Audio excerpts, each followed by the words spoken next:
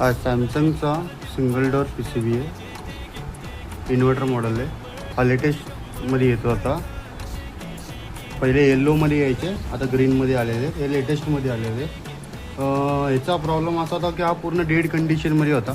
Check केला तर dead कंडिशनमध्ये ह्याचे काही कंपोनंट गेलेले होते आणि ते केल्यानंतरही आपल्याला याच्यामध्ये 3 टाईम ब्लिंकिंग येत होतं.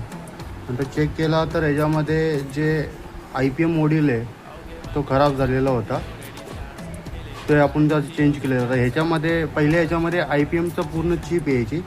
आता कंपनीने असं केलेलं की मॉस्फेट टाकलेले आहे त्याच्यामध्ये. हे 6 मॉस्फेट आहेत. ठीक आहे, हे पूर्णपणे ब्रेक झालेले होते, हे आपण आता चेंज केलेले आहेत आणि आता PCB सक्सेसफुली रिपेअर झालेला आहे. तुम्हाला मी टेस्टिंग करून दाखवतो.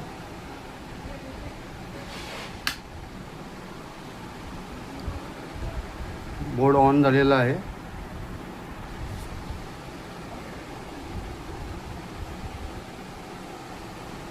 थोड्याच वेळात आता कॉम्प्रेसर चालू होऊन जाईल.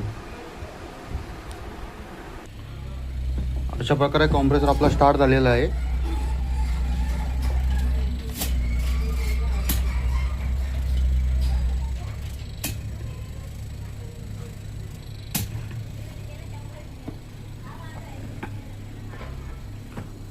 असेच तुमचे AC, फ्रीज, वॉशिंग मशीनचे PCB असेल तर तुम्ही आमच्याकडे रिपेअरला पाठवू शकता.